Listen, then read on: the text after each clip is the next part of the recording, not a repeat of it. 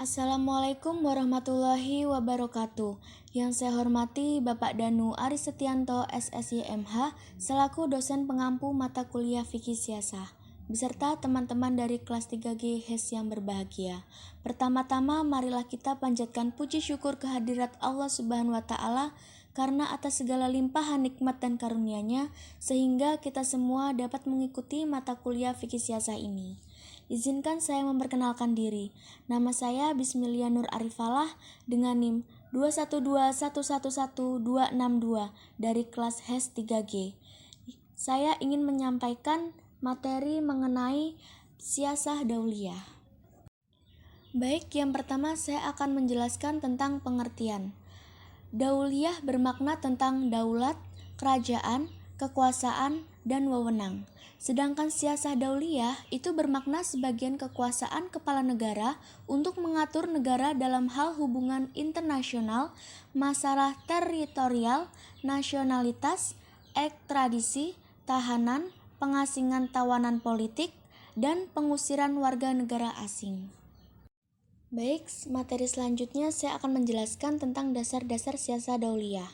Yang pertama ada kesatuan umat manusia. Meskipun manusia ini berbeda suku, berbangsa bangsa, berbeda warna kulit, berbeda tanah air, bahkan berbeda agama, akan tetapi merupakan salah satu kesatuan manusia karena sama-sama makhluk Allah, sama-sama bertempat tinggal di muka bumi ini, sama-sama mengharapkan hidup bahagia dan damai, dan sama-sama dari Adam. Dengan demikian, maka perbedaan-perbedaan di antara manusia harus disikapi dengan pikiran yang positif untuk saling memberikan kelebihan masing-masing dan saling menutupi kekurangannya masing-masing. Yang kedua adalah al-adalah atau keadilan. Ajaran Islam mewajibkan menegakkan keadilan baik terhadap diri sendiri, keluarga, tetangga, bahkan terhadap musuh sekalipun kita wajib bertindak adil. Yang ketiga yaitu al-musawah atau persamaan. Manusia memiliki hal-hal kemanusiaan yang sama. Untuk mewujudkan keadilan adalah mutlak mempersamakan manusia di hadapan hukum. Demikian pula setiap manusia adalah subjek hukum, penanggung hak dan kewajiban yang sama. Yang keempat yaitu karomah insaniyah atau kehormatan manusia. Karena kehormatan manusia inilah, maka manusia tidak boleh merendahkan manusia lainnya. Kehormatan manusia berkembang menjadi kehormatan terhadap satu kaum atau komunitas dan bisa dikembangkan menjadi suatu kehormatan suatu bangsa atau negara.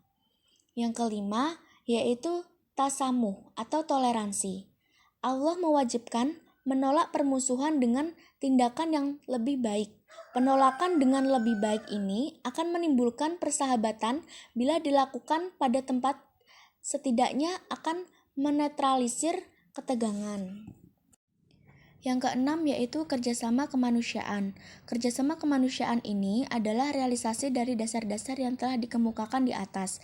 Kerjasama ini adalah kerjasama di setiap wilayah dan lingkungan kemanusiaan. Kerjasama ini diperlukan karena ada saling ketergantungan baik antara individu maupun antara negara di dunia ini. Yang ketujuh yaitu kebebasan kemerdekaan atau al-hurriyah. Kemerdekaan yang sesungguhnya dimulai dari kebebasan diri dari kepengaruhan hawa nafsu serta pengendalian di bawah bimbingan keimanan dan akal sehat. Dengan demikian, kebebasan bukanlah kebebasan mutlak, akan tetapi kebebasan yang bertanggung jawab terhadap Allah, terhadap keselamatan hidup manusia di muka bumi. Kebebasan bisa diperinci seperti kebebasan berpikir, kebebasan beragama, kebebasan kenyataan pendapat, kebebasan menurut ilmu, dan kebebasan memiliki harta. Yang terakhir, yaitu yang ke-8, perilaku moral yang baik atau al-khalaqul karimah. Yaitu perilaku yang baik merupakan dasar moral di dalam hubungan antara manusia, antara umat, dan antar bangsa di dunia ini. Selain itu, prinsip ini juga diterapkan terhadap seluruh makhluk Allah di muka bumi termasuk flora dan fauna. Yang selanjutnya yaitu sejarah siasah dauliyah. Yang pertama, pada masa sebelum Islam. Keinginan untuk hidup berdampingan secara damai di antara berbagai bangsa di dunia ini telah ada sebelum ajaran Islam datang. Keinginan ini terwujudkan dalam berbagai perjanjian di antara negara serta adat kebiasaannya. Yang kedua yaitu pada masa Islam. Kekuatan sosial atau politik Islam pada masa kurang lebih 700 tahun Islam pernah berkuasa dalam bersentuhan dan budaya Romawi Timur di Damaskus, Mesir sampai Andalusia. Di beberapa kota berdiri beberapa perguruan tinggi yaitu di Andalusia, Cordoba, Mesir, dan Baghdad.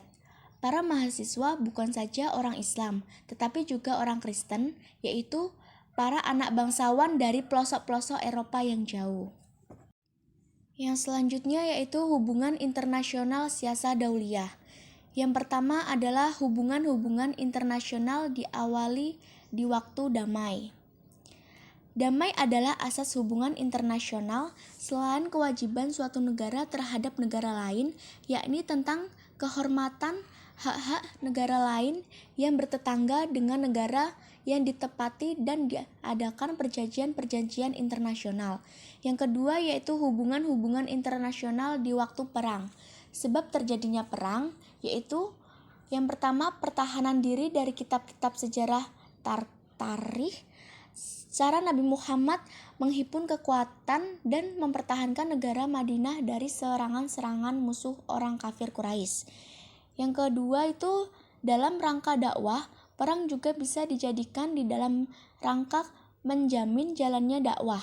Artinya, dakwah kepada kebenaran dan keadilan serta pada prinsip-prinsip yang mulai tidak boleh dihalangi dan ditindas oleh pengawasan manapun.